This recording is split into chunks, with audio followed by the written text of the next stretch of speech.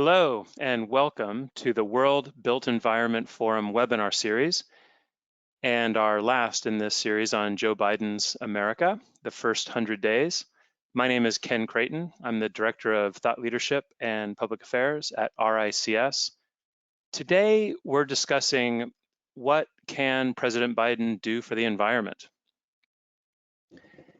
And I would like to extend a really warm welcome to our three panelists. We had a fourth, Stacy Smedley, who is the Executive Director at Building Transparency, and unfortunately she's not able to join us.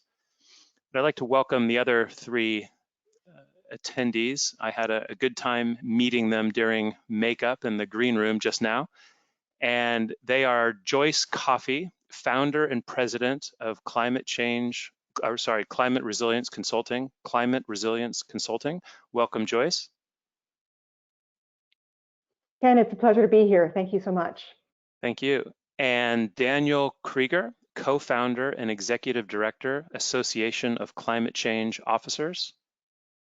Thanks for having me. And Mike Davis, president of Bergmeyer and chair, the American Institute of Architects, AIA, Board Government Advocacy Committee. Welcome, Mike. Thank you, Ken. I'm looking forward to this. Should be fun. And welcome to all of you. You come from 27 different countries on the call today. And I want to sincerely welcome your active involvement in this discussion.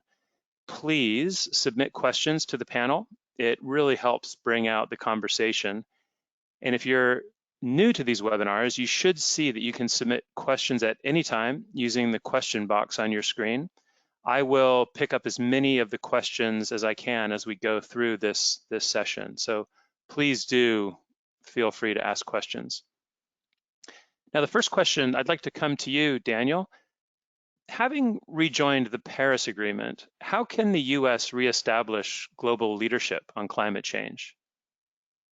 You know, this is a really important time, especially this early part of the Biden presidency, to bring the US back into play, and not just to bring it back as a leader on this transformational challenge, but also to prove to the world that the US is here to stay as a leader and a partner to it in tackling this challenge. Last night, during President Biden's remarks to joint Congress, he commented that one of the statements that he'd been hearing from world leaders was a question about, well, for how long is the US going to be back in play? And it's a valid question, and it's one that actually doesn't stem from just the past 4 years. It's an issue that goes back actually to the beginning of the UNFCCC. The world has seen the US be in and out or have wavering volumes of support for the international framework. You may recall going back during the Clinton administration, Clinton agreed to the principles of the Kyoto Protocol, and the US played a significant role in the negotiations that led to that development, but Congress would not ratify that agreement. So this is not the first time that we are having this conversation. Rather, this is 25 years of the US being in and out and in and out. So there's a lot of relationship building that has to be done here, and Rome wasn't built in a day. So there are a lot of key issues that are going to need to be addressed to at least make amends for the disappearance of the US in these activities for the last 4 years. And Biden's climate summit last week is a starting point to build those relationships, to build collaboration, to build trust, to address key issues related to aid going to developing countries. And that aid is not just about helping them reduce their footprint, but also deal with the impacts of climate change. You know, at the heart of the international negotiations has been an argument between one side that is perceived as having caused climate change, and rightfully so, and an other side as being the countries that are most likely to be impacted by it and already are being impacted by it. And that argument, those debates, those negotiations center around aid. And that was one of the reasons that Trump announced his withdrawal from the Paris Agreement, was citing that the US should not be supporting those countries and that US taxpayer dollars should not be going in that direction. Well, so one step for showing solidarity is bringing that back into play, is leveraging the considerable capabilities of the State Department, the USAID, and other international development capacities of the US government, and collaborations with partners and allies. And another way to show that solidarity was by bringing back John Kerry as the presidential envoy for climate. As you may recall, John Kerry was the Secretary of State at the time of the Paris Agreement. So there's some continuity there in bringing that back, in having Gina McCarthy as the climate czar. That's showing that the work of the Obama administration continues forward and will be built upon with this group. Yeah, Daniel, that's so important. I think that the continuity is really key. Also, these are relationship brokers. I mean, these leaders have had so much experience working with their peers in other countries. And I wanted to just maybe add a couple of things about what I think just in general COP means for America. And this comes, of course, from the perspective that I have as being a resilience leader. You know, I think we all acknowledge that the Conference of the Parties has played a significant role in our understanding of how to mitigate greenhouse gas emissions.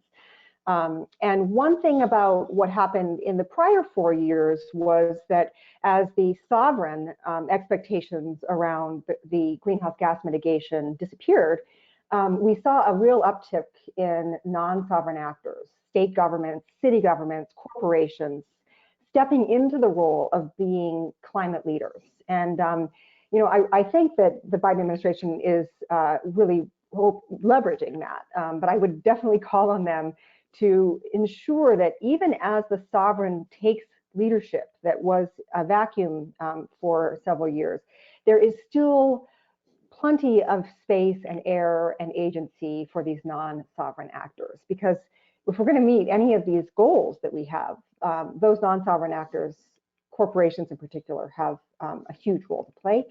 So that's one thing I would add to your really important framing there. One other thing I would just add, and this could be an area of contention amongst the three of us, so I'd love to have some pushback if you disagree, but I found, you know, having been at the Paris Agreement negotiations and then witnessing what's happened in the ensuing 5 years, that we have associated the Paris Agreement as a greenhouse gas reduction agreement.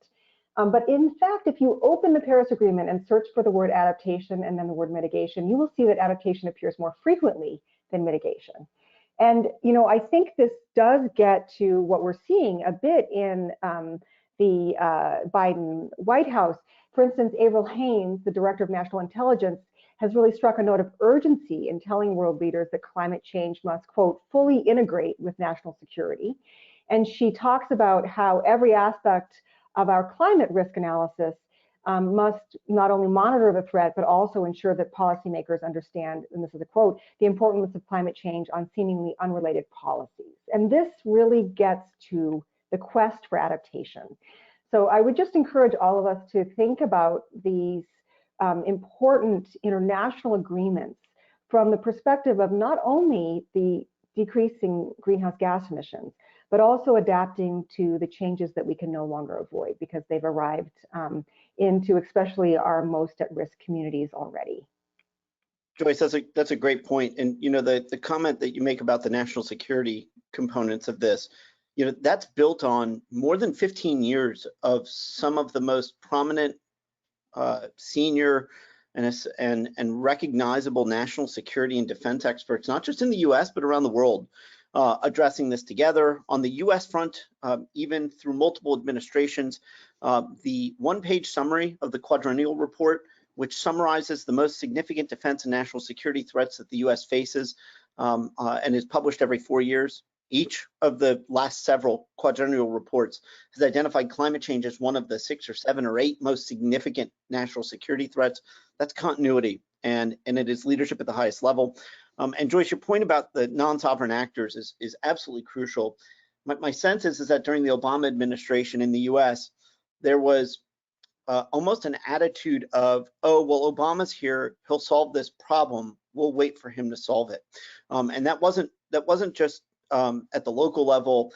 Even the regional greenhouse gas alliances, the Western Climate Initiative, the Midwest Greenhouse Gas Reduction Accord, and the Regional Greenhouse Gas Initiative, all three of them were waiting on Congress and Obama to solve the problem. And in the US, the history of environmental regulation doesn't start with the national government. It actually starts with subnational government. And then Congress is forced to come in and solve that. And I think that becomes a really significant piece here. And lastly, the UNFCCC was established with the principle that this was going to be incremental in nature. And that's why the Conference of Parties, or the COP, exists on an annual basis, was we weren't going to solve climate change in a day or in a year or even in a decade. The challenge with that is when you're bringing in players every year to continue building this mosaic, is the players change every year, and not just in the US, but around the world. So one of the world's challenges here is, how do you have continuity in these annual negotiations that are building upon previous years when the players are changing? And this is happening not just in the US, but there have been massive political changes around the world. This is an existential challenge in and of itself moving forward. Thanks, Daniel and Joyce. What a great way to start. And why don't we stay on that theme before we get to you, Mike, to focus a bit more on the built environment. I want to maybe start with you, Joyce, talking about the expected executive order from President Biden. Actually, before I ask that, just to remind the audience, very much welcome your questions as we go through this hour. So, Joyce, what effect will Biden's executive order have on climate risk and strategies, both for the public and private sector?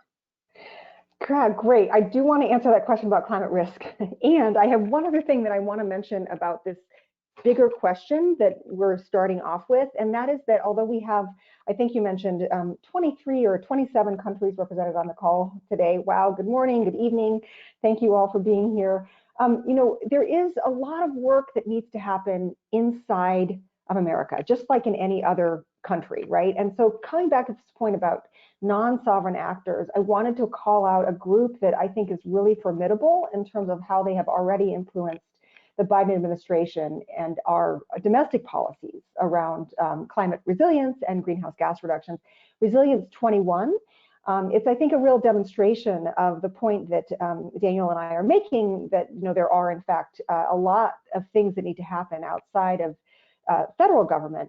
And I think it also does lead into, well, Mike, your leadership in the built environment as well. But so Resilience 21 is a coalition of more than 50 of the nation's leading practitioners working with cities and communities of all sizes and types to build resilience to both present and growing shocks and stresses. And there's a real emphasis on, of course, natural hazards that are worsened by climate change, as well as the exacerbated impacts faced by marginalized communities. And I just want to mention that now here at near the beginning of our conversation today, because I think this is a key point that we need to be thinking about as leaders, all of us on the line. I'm talking about the entire audience as well, is how we domestically face the existential crisis that climate change brings as a humanitarian crisis for marginalized communities. So anyway, we'll get back to that. But coming to your really important question about climate risk, I think climate risk, as we know, is in fact, there's a disproportionate impact on vulnerable and more exposed places. And in the federal scene, there has been a draft executive order on climate-related financial risk. And that financial risk doesn't necessarily deal as much with these marginalized communities, because, of course, the minute that you know about some risk and you're a financial actor, your first action is to move your funds away from that risk. So I did want to point out that although I'm going to get in a little bit more here on the climate-related financial risk EO, we probably need to demand that our government of any scale, sovereign or sub-sovereign, is ensuring that with disclosure of climate-related financial risk, we do still have investment in those communities that are facing disproportionate hazards. So, the climate-related financial risk EO, it's really phenomenal. It's essentially going to encourage or require that U.S. banking and insurance industries, as well as federal and state regulation and include climate risk in their assessment and decision making. And it's expected to affect actually every sector of the American economy. So banking, housing, agricultural regulators will all be asked to incorporate climate risk into their supervision of major industries and lending. And the Financial Stability Oversight Council is to assess the risks of climate change to the financial system, while the Federal Insurance Office is instructed to assess climate-related issuances, issues in its oversight of insurers. And there is, of course, already global precedent for this. The Task Force on Climate-Related Financial Disclosure. Many on the call here are more expert in this than I, especially if you're not in the United States, because we are slightly slower adopters. But TCFD has a set of guidelines around transition risk and physical risk impacts on the financial system, and there are several countries, including the UK and France, that have actually brought these guidelines into regulation. But what do we see Biden having already done, even as we anticipate this draft executive order? I'll just end with some of the top 5 climate risk related initiatives within the Biden administration that I think are really worth our attention. Number 1, Janet Yellen, as the Treasury Secretary, has committed that the Treasury will examine the financial risks of climate change and also has appointed a senior official to lead climate initiatives within the Treasury. This is unprecedented. She's planning to wield the department's broad powers to tackle potential risks that are posed to the financial system by climate change. Number 2, the Federal Reserve has created a climate committee to assess the implications of climate change risk on the U.S. financial system, including banks as well as corporations and infrastructure. Number 3, the Federal Housing Finance Agency has issued a request for input on integrating climate risk management for its regulated entities, which include Freddie Mac and Fannie Mae, as well as the Federal Home Loan Bank, to investigate housing finance system climate risk disclosure. And I'll just have a slight non sequitur here and remind us that in 2008, the U.S. housing market collapsed, creating an extraordinary big short in our financial systems. And some of us predict that climate change is the next big short for our housing markets in the United States and perhaps in other places. So this is a really, really crucial move within the FHFA. Also, the Security and Exchange Commission has begun work on potential regulations that would require companies to disclose exposure to climate risk, and they are evaluating their climate disclosure guidelines. They have a detailed questionnaire that they're seeking feedback on until mid-June, which I'll put in the chat just after this. And then the Community Future Trade Commission has announced a new field climate risk unit that follows on their really groundbreaking 2020 report. So within the Trump administration, on managing climate risk in the U.S. financial system. So there's a lot there for all of us to work with and to question and critique in terms of how this will affect our domestic and global financial systems. Thank you, Joyce. Any other comments on the executive order? Yeah, well, and really, I think it's important for us to look at the trajectory of climate risk in general, and then where this administration is coming from and where it's going. So for almost 20 years now, questionnaires have been sent out on behalf of investors to publicly traded companies, asking what those companies are doing about climate change.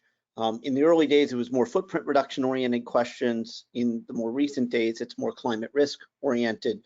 But what enabled that to have teeth was the requirement that publicly traded companies, the SEC, the Securities and Exchange Commission requirements that publicly traded companies disclose to investors issues that would be deemed to be material to a reasonable investor.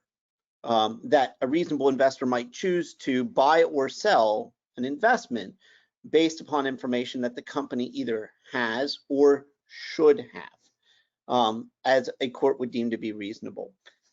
In 2010, the SEC issued a guidance on that disclosure, trying to bring some framing to what that practice should look like.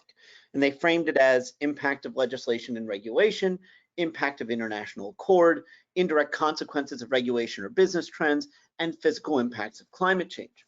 But coming out of that, the private sector the publicly traded companies didn't really know what to disclose. Do I disclose scenarios for a 2-degree 2050 scenario, a 3-degree 2050 scenario, a 5-degree 2050 scenario, a 2030 scenario, a 2080 scenario?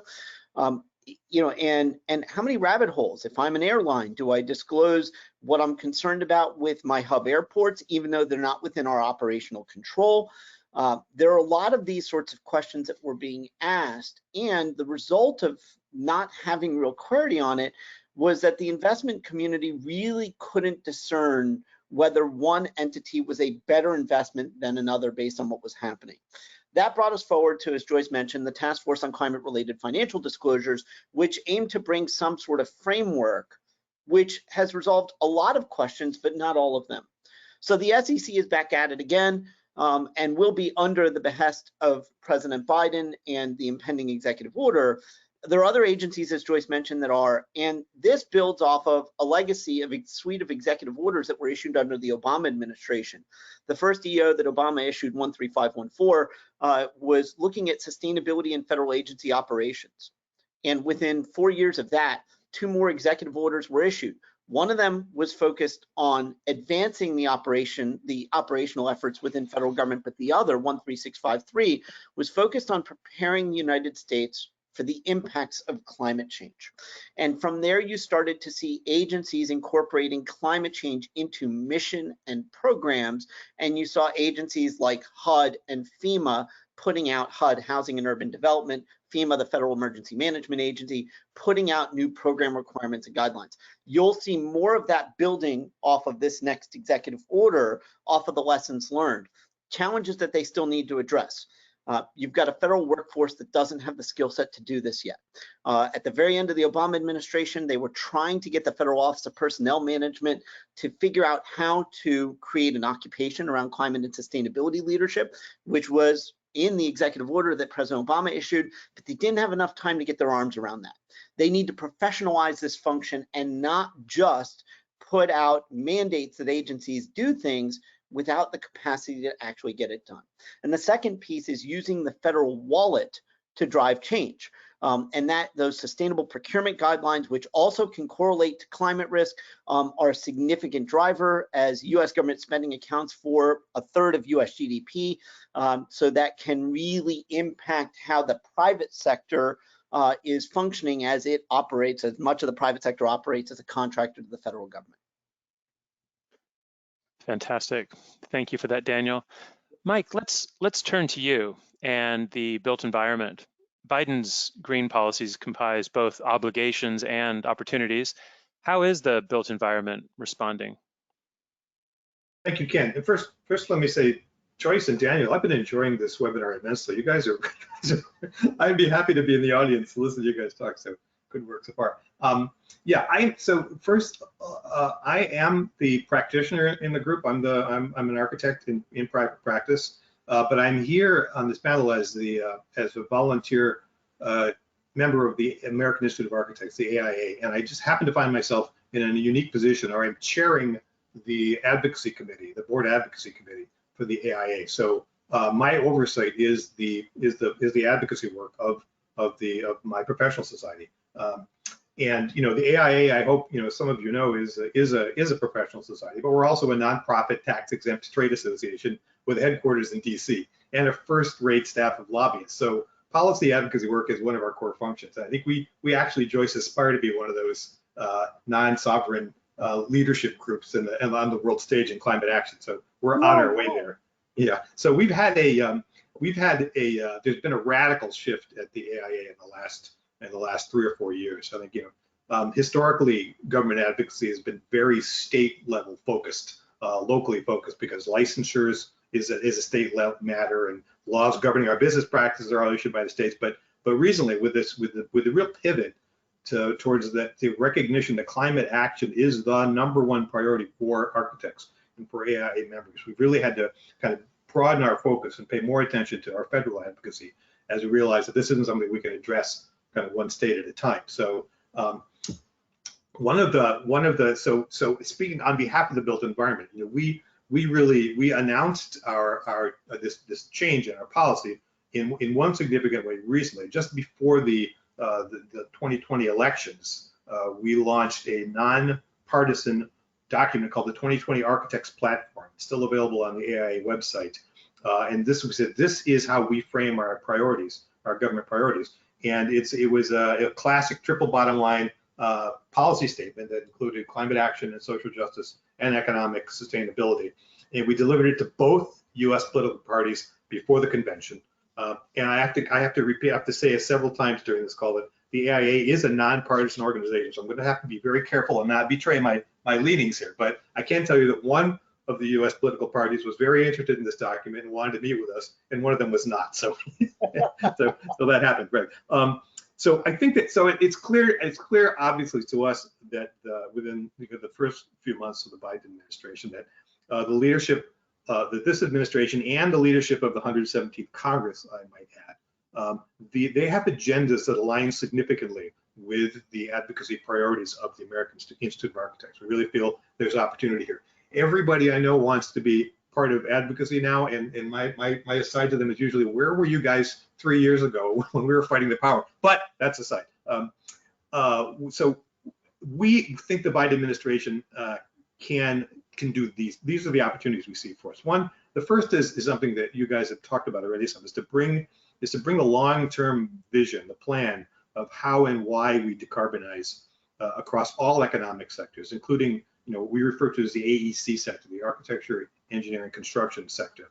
So we need to. They will bring that vision. They've done that to a certain extent already. I think you kind of see that it's sort of inherent in his address last night and the two-day climate summit. I mean, they happen to tend to frame things as economic opportunities and jobs and growth, but I think that's the way they have to be framed in order to get some support on the congressional level. So that long-term vision is out there. I think the second is to actually get some work done, of course, by that I mean legislation, on creating the incentives and regulatory steps that will begin to make the transformation happen in the AEC industry. And I have some specifics later about what we're actually advocating for. But I think the most important thing is that this is a signal to all the economic sectors, including mine, including the built environment, including the built sector, that this change is going to come. This change is going to happen. And at the AIA, we say, look, we're already there. We already know that this change is going to happen. Our market's already going this way. Our buildings are already going this way. I mean, the whole education of design professionals is going this way. I think we see curricula now that didn't exist 10 years ago clearly, about adaptation and resilience planning, and we're starting to learn more about embodied carbon. So I think the whole way of being a design professional in the U.S. is already headed this way. The opportunity with this administration and with the 117th Congress is that they could really accelerate the process. They could compel us to move faster and go bigger and get stuff done sooner than we would without that kind of support. Thanks for that, Mike. I love that you say that they could compel you, because I think when the planning calls, I've mentioned to you guys that I serve as an advisor to the Dean of the College of Architecture, Florida International University in Miami. FIU is one of the 5 largest universities in the country, but most of their students are from South Florida and likely going to stay in South Florida. When I first joined the advisory board back in 2013, I was having lunch with the dean, and I said to him, let me ask you a question, Dean. I said, your students are from South Florida and staying in South Florida, right? He says, yeah. I said, great. I said, and South Florida's going underwater because of climate change, right? He says, yeah. I said, okay, so how do you graduate an architect who knows nothing about climate change or sea level rise? They're going to be designing structures here that are going underwater, that are going to be exposed to substantial amounts of flood and the extreme heat. How do you do it? And he says, well, Dan, it's pretty simple. There's not an architecture firm in the country that requires their architects have this skill set. So how do I go to the State Department of Education and tell them that I'm changing the requirements for the Masters of Architecture degree when the marketplace isn't demanding it? You should go talk to the American Institute of Architects. Now, this is back in 2013. Right. This is before you guys had revamped what you were doing. So right. I went to AIA and I was talking to the resilience program leads there. And, and I said, so tell me what AIA is doing on climate change. And I said, well, we've got an affinity group that's interested in it. And I said, that's great. How many people involved? And they said, a couple hundred. I said, how many architects do you guys have? Oh, maybe 100,000. I said, okay. So what you're saying is that this is not going to change anytime soon. And I said, I said, so, it's not going to change anytime soon. And they said, well, yeah, Dan, there's not an architecture firm in the country that's requiring their architects to have this skill set. And so what I've ultimately learned was, and this is other professional societies too, it's not just architects, it's all of the major professional societies that have tens of thousands and hundreds of thousands of members that are well established and have been for decades, that there's an inertia that comes with being that big. The political will to change the competency requirements it's just bloody impossible. And to your point, policy can make that change. So can leading employers making that change and others following suit. But if you want to move quickly, policy does it. So let's be abrupt about this. You shouldn't be allowed to be an architect in this country or in any other country in the world if you can't account for climate change in the design of your structures. It's not just architects. I'll add civil engineers and planners to it as well. You shouldn't be allowed to touch infrastructure if you can't account for climate change. Policy making can actually make that change, and it can make it abruptly. You could have an army of trained professionals building the society of tomorrow now, or we can wait 30 years for the workforce to gradually develop that skill set. Policy making is the answer here on that one in particular. Yeah, Daniel, that's in fact exactly what happened at the AIA. That conversation you had in 2013 was before a series of events. You triggered, I got to confess again, I'm trying to be nonpartisan here, triggered by the election of Donald Trump as president. I think that that affinity group at the AIA, it was the Committee on the Environment, the COAT network is the deepest, strongest, best educated, most astonishingly well-connected group in the AIA. And we're all card-carrying members of the Committee on the Environment, said, we have to do something, and what we have to do is change the institute. We have to change the AIA, and we set about purposefully to do exactly that. And I mean, that's a whole nother webinar, but we actually did, and the institute responded. The institute said, yes, you guys are right. This is our opportunity. This is our time to step up on the world stage and embrace this issue. We're going to do this, and they did it, and they're doing it. Yeah, well, and you guys have some lessons learned on that, right? I mean, the Green Building Society comes from AIA not having been able 30 years ago to really the U.S. Green Building Council, yeah, right? The U.S. Green Building Council is an offshoot, and the reason green building exists as a discipline today, with a rating structure in the U.S. and with credentialed professionals, is that organization and its supporters went state by state and got energy efficiency and building codes written into legislation, and that created the demand. And we can do that here. There's a lesson learned. We've already been down this road. We just need to do it with a climate change lens. Right, yeah.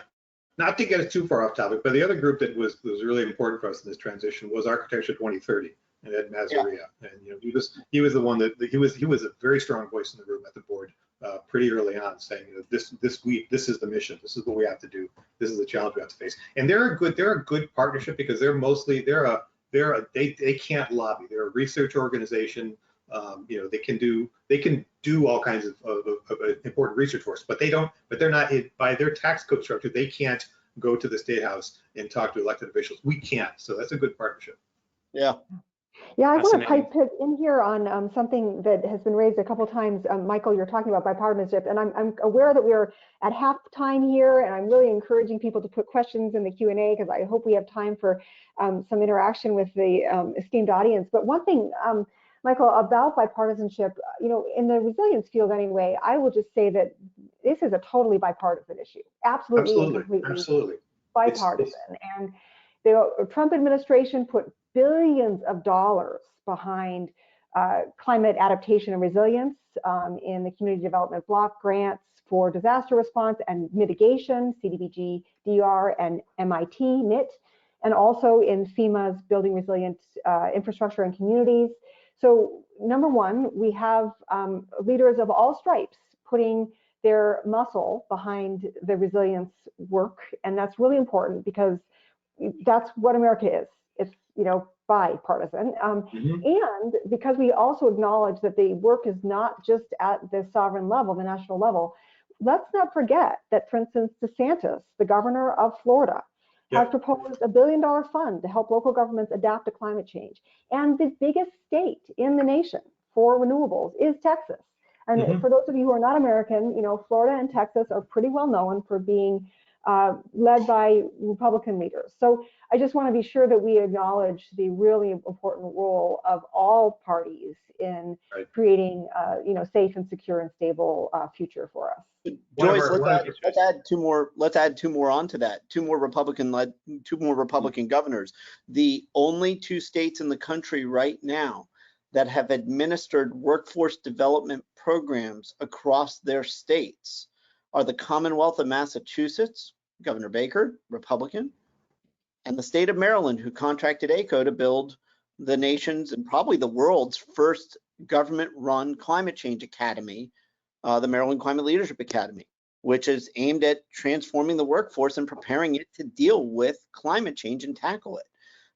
So you're spot on. This is about security, it's about health, and it's about economy. It's not about anything else. And those things resonate with all parties in all countries. Yeah, one of my favorite conversational points is that environmental stewardship, protection of natural resources, doing more with less. This is a fundamentally conservative point of view. I mean, it really is. If you really understand what conservatism is, that's that argument it's got to have traction. Great points. And Mike, why don't we stay with you? And I think it's a great segue into the next question. The administration is targeting a 50% reduction in carbon emissions across the U.S. national building stock by 2035. How achievable is this ambition? Yeah, well, I've got two big buckets of answer to that one. The first is what it means to the AEC industry to decarbonize and what that actually looks like. And then the other one is how we make that happen, and what we advocate for and what we think needs to happen in order to get us there. So every under the Biden plan, every sector in the U.S. economy is going to have to be transformed. Everything will have to change. And so the AIA believes, what we believe is a transformation in the building sector. This is what it looks like. And the first step is building electrification. I think that's people get that. So we see a future where electricity is the only source of energy for buildings. No more natural gas, no more fuel oil. In this way, as the grid becomes increasingly renewable, then buildings will produce less greenhouse gas emissions because it's like electric cars, like Tesla. It's the same idea. So building electrification is an important step of that. Second is zero carbon buildings. I know we've talked a lot in the recent past about net zero energy, but the carbon budget is not just from the energy that we use, it's from the energy that goes into the design and construction of the building. So we need to understand net zero carbon to kind of make that a usable, understandable metric for us too. We got some work to do. We've got some education of both ourselves and our clients to understand that. And this is like we promote lower carbon materials, but we also develop lower carbon approaches to major building materials like steel, concrete, and glass. So we're not saying that you can't use any materials because of their carbon bank, but we need to develop ways to do these things in a more carbon efficient manner. And also we're going to focus on more of renovation and adaptive reuse and less on new out of the ground construction. This itself is a really important lower embodied carbon approach and something that we're going to see as the industry transforms. And I know it sounds a little bit like heresy to some architects to say that, but I think, again, as I said earlier, this is where our market is going. A lot of our clients are going here. A lot of our practice is going this way already anyway. So, and then of course there's the continued drive for the use of renewable energy, both at the building scale, but also kind of larger kind of grid supply renewable energy. I know that we know that renewable is not something that we can solve one standalone building at a time, but certainly how the building systems connect to renewable energy is going to be an important part of that. And then the last, and this is one that we already know pretty well, but we're going to have to continue to drive radical improvement in building energy efficiency. And just the way the Biden administration frames frames it as a jobs and opportunity thing. I mean, building energy efficiency shouldn't be seen as a sacrifice or giving up of things. I think more efficient buildings are better buildings. They're more valuable assets. And so I think that's the way that we actually make building energy efficiency a desirable thing our clients. So those are, I think that's what I think those are the changes that have to happen in the building sector to get us decarbonized. The how do we do that? How does the government help us do that? How do they compel us to do that? How do they put wind in our sails? I think that gets more to our advocacy agenda. I think that, and there are two big topics for me for the advocacy agenda. One is, look, we are pro-regulation and we are pro-incentive. And that's unusual for a trade association to come out and say we favor regulations and we favor its incentives. But here's why. The reality is the commercial real estate market is not going to decarbonize itself. This is a discussion that we have when we're talking to people on an opposite side of the table from us. They say, well, we don't want to subsidize any benefit the market's going to deliver already. But if the market should do this, but it won't, and it can't, because it doesn't. I mean, those are external benefits. The externalities associated with a reduction of greenhouse gas emissions don't pencil out on a project by project basis. So, I mean, no one that owns an existing, especially existing buildings, if you own a performing commercial asset, a building that is already creating revenue for you, it's not possible for a energy efficiency improvement to an existing performing asset to pencil out without subsidy. So we're going to need, we're pro-incentive, we're also pro-regulation, and on the regulation side, on the stick side, I think it's primarily building codes. I mean, it's one of the most effective tools that we have are the building codes, especially the ICC zero code renewable energy appendix. As recently adopted, or the Architecture 23 net carbon code. I mean, building codes are a really important part of our advocacy agenda, which gets us back to the what I was talking about earlier about the federal versus state advocacy issue. I think in the U.S., along with licensure and practice acts, building codes are adopted by states and sometimes by major municipalities. And we would like to see, the AIA would like to see a uniform national building code adopted by all U.S. states, and we have a few ideas, on how we might get to that, or a national mandate for states. This is what shows up is in a current legislative package called the Clean Futures Act. It's in the House Energy and Commerce Committee now. That would mandate that states set their own energy use reduction targets. And if they don't meet the target, then that gives the DOE, under this legislation, give the DOE, the Department of Energy, the authority to do things like either impose a building code or withhold federal funding if they fail to meet targets, energy targets. So, and we also, the Clean Futures Act also establishes national building energy benchmarking standards and also incents states to adopt the stretch code appendix like the zero code. So those are the sticks that we really like and the things that we're advocating for. The subsidies, the carrots we're advocating for. The AIA quickly endorsed the infrastructure proposal known as the American Jobs Plan. We're pleased that the administration realizes that the kind of investment in affordable public housing and K-12 schools and community colleges and child care centers and airports and federal buildings is something that's going to need some seed capital from the federal government. And we're also pleased that they're considering those buildings as infrastructure. This is something we've been arguing since 2017, really. The buildings are infrastructure. I think that they've heard us and I think they've responded to us. And so, I mean, there have been tax credits on the book for years that are supposed to incent building energy efficiency, but they really haven't moved the needle yet.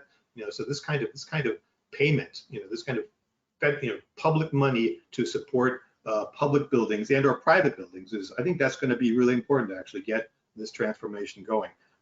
Although the real brass ring, I mean, this is kind of moonshot stuff. I don't know if we'll ever get there, but I'm a big fan of Janet Yellen too, Joyce. It's very jumping up and down when Janet Yellen got that appointment. The real brass ring would be from an incentive standpoint, would be to allow commercial building portfolios to participate in a carbon cap and trade agreement. I mean, that would unlock all kinds of potential for improving the energy efficiency of the existing building stock. Well, that's very positive and insightful, Mike. Thank you for that. And Joyce, actually, Mike just made some comments, which are a great segue into the next question. If we can turn to you, and which is sustainability is often framed as a social justice issue. How is that so? Yeah, great. And Dan, I see you have some other things you want to share on this other point, but maybe I can just go into this a little bit, the social justice piece, and then we can come back around. I think a couple of things just to really play off of Mike, the really valuable thinking that you've put into and leading really AIA in this direction. Decarbonization is not a household word in the United States. It And is that's not. not because, yeah, no, I think the average American does not know what that is.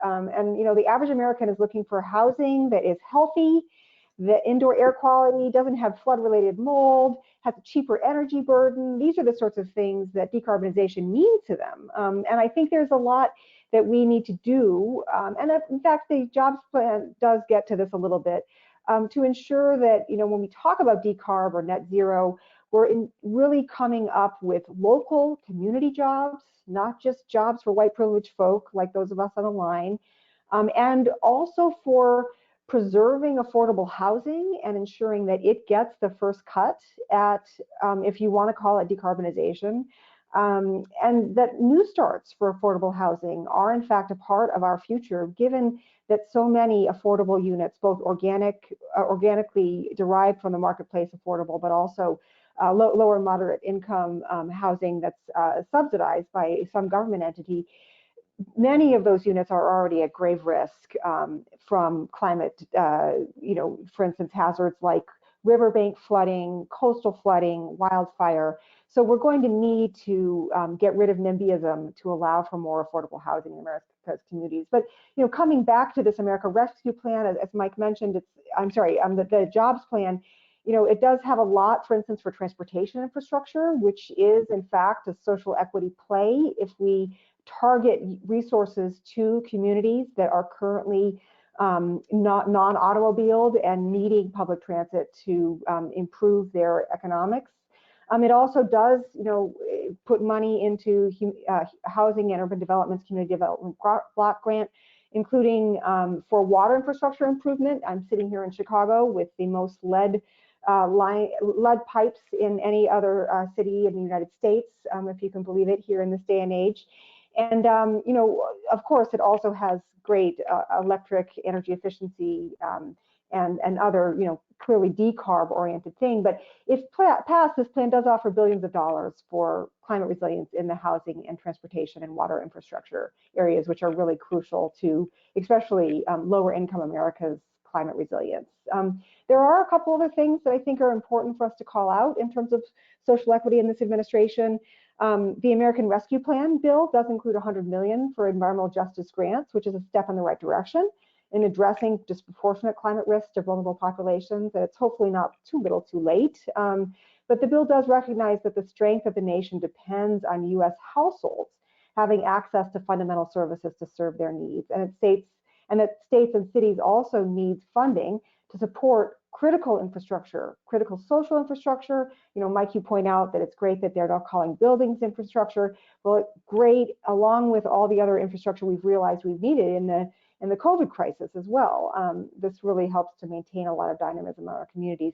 And there are two other things that are very clearly an indicator that the Biden administration is trying to ensure that wealth doesn't follow wealth, which is generally how the federal government resources have always gone. The wealthy are much better off with federal support than the poor are, especially in disaster recovery. The numbers there are really striking. We can talk about that in the Q&A perhaps. But, for instance, there's a real signal in this drive for social equity focused funding in terms of the executive order on tackling the climate crisis, which creates an environmental justice council and sets a goal to deliver 40% of climate investment benefits to disadvantaged communities, which is called the Justice 40 Initiative. And then there's also the executive order on advancing racial equity and support for underserved communities, which prioritizes a, quote, comprehensive approach to advancing equity for all, including people of color and others who have been historically underserved, marginalized, and adversely affected by persistent poverty and inequality. So I think those are two other really key elements of this current era's emphasis on social equity. But I will say that every one of the systems that we are working in is a white supremacist system. We have made a real play in the United States for the last 200 years to ensure that people of color and lower income people have a much harder time making it. And so there's still a ton of work to do on the social equity front to break some of those systems down. Thank you, Joyce. And in the last, well, number of minutes of our time, I want to turn to the role of professionals. And maybe I can start with you, Daniel, and then finish off with you, Mike. Daniel, how can environmental professionals make a difference in sustainability? Yeah, well, I'm gonna actually dig back on to build off of Joyce's comments before and carry that forward into this, because I think the climate and sustainability professional in particular, and I want to separate that from the environmental professional, because the kind of environmental management, EH&S, environmental affairs professional is really kind of a legacy compliance mindset, and the sustainability, resilience, adaptation, and climate change professionals are really change agents. And we are looking at really an unprecedented transformation, as the IPCC said, as a result of climate change. But the reality is that transformation was needed well before climate change reared its ugly head. Or I should say, before we brought it out. And one of the primary issues relates to equity. Whether that equity issue is is as a result of racism or greed, or sovereign competition. The reality is these are substantial issues that we need to figure out how to be more than what we've been. There are communities and facilities in the US that have substandard housing because the energy bills are so high that being able to cool in a hot environment or warm in a cold environment can be 2 to 3 times more expensive than the rent of the unit itself. That creates massive inequities. That is something that a field of professionals can really help galvanize a change in. In the US, for example, we have spent billions upon billions of dollars in international aid developing microfunding projects and helping other countries build certain sectors and capabilities. But in the US, we haven't spent those same dollars to help communities, frontline communities, communities of color that have been left behind. There are 3 types of communities in the US that have been left behind for different reasons. Inner city communities of color, tribal communities, and rural communities. And we are going to have to figure out how to bring them into a healthy, secure, and prosperous economy and civilization. And climate change, sustainability, adaptation, resilience professionals are the kinds of change agents that are needed, but they need to have the skills to do this. And the skills are not purely environmental. They're leadership skills, they're management skills, they're risk management skills, they're problem solvers, they're innovation, they're entrepreneurial. Those skills need to be built out so that they can be the change agents they're meant to be, but they also need to be positioned within their organization. A basic premise of having a good workforce and having good governance is having the right people with the right skills in the right part of your organization, with the right authorities and the right structures to be able to tackle the challenges they face. Right now, our field is not in that position. Most publicly traded companies have somebody who is a sustainability officer or a climate officer or something akin to that, but that person isn't actually an officer in the company. They're not actually in the C-suite of their company. And in the public sector, that's not much different. There's a little more of it in the public sector, particularly in subnational government. You see a few instances of that role being in city or county management or in a governor's office, but it's not where it should be. So as a field, we need to mature. We need to mature our skills. We need to convince leaders that we belong in that top level of an organization, asking the question not how do we reduce our footprint, but rather how does climate change affect my organization's operations, marketplace, and or mission, and what do we do in response? That is a risk management and strategic planning paradigm. There are 3 things we have to be in the future, and we have to have the skills to drive these through systemically. We must be leaner in our footprint. We must be adaptive to ongoing change, and we must be resilient to acute shocks. We can't be one of those. That's wholly illogical. We must be better system thinkers. We must be better leaders. We're building that workforce, but we need to build it faster, and we need organizational leaders to recognize how important that role is. We need the field of human resource executives to understand that climate change is not a communications issue. It is not a disclosure issue. It is an existential enterprise risk management and strategic planning issue.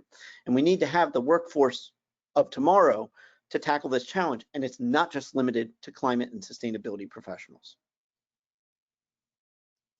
Great, thank you, Daniel. And Mike, if you think about professionals, architects like yourself, surveyors, planners, what's the role in ensuring we build a more sustainable society? Right.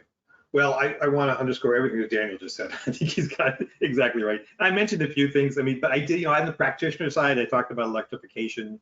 We need to understand that, and we're get behind that. We mentioned, you know, zero embodied carbon and designing with lower embodied carbon, and understand what it means to be net zero carbon, and actually getting ahead of the codes, learning how to design to stretch zero carbon code before it shows up. But the most important thing is for us to become citizen architects. I think you can do this in whatever nation you're part of, whatever country you belong to. You can become a citizen architect there too, because architects can advocate. We're a pretty persuasive bunch of people when we actually get around to doing it. If you are a U.S. citizen listening to this call and an architect, you know, it's got to be, you know, we need more than a 2-year window here. We have to break that cycle that Daniel mentioned at the beginning of the webinar. It's the US in, is the US out. You know, we need to vote for elected officials that share these priorities, and so we can keep this window open. 2 years is not nearly enough time. You know, so I think really help us in transformation. Be a citizen architect. You know, vote for people that share these priorities. Thank you, Mike. And with that, I would like to sincerely thank all of you, Joyce, Mike, and Daniel, for such an amazing hour of insight today. And I'll call your special attention to resilience21.org, where I think a website recommended by Joyce, which addresses a lot of the questions brought up today. That's resilience21.org. We will publish a recording and written summary of this webinar, and feel free to share it. There's an online poll which will appear on your screens at the end of this webinar. We hope you do take that poll. And I'd like to make you aware as well as the RICS Global Infrastructure Conference takes place next month. There's a special WBEF curated panel discussion on ESG investment. Follow our Twitter feed at WBEF Community for more information. Importantly, the World Built Environment Forum Global Summit will be visiting Dubai as part of Expo 2020 in Dubai in January of 2022. The program will focus on the livable city, stable, smart, and healthy. Please register on the website rics.org/WBEF. Follow us on Twitter, Instagram, LinkedIn, where you'll get all the information on upcoming events, webinars. And finally, don't forget the app. Of course, there's an app, WBEF app, Apple Store, Google Play. And with that, again, a sincere thank you to our panelists, and thank you all very much for attending today. Goodbye.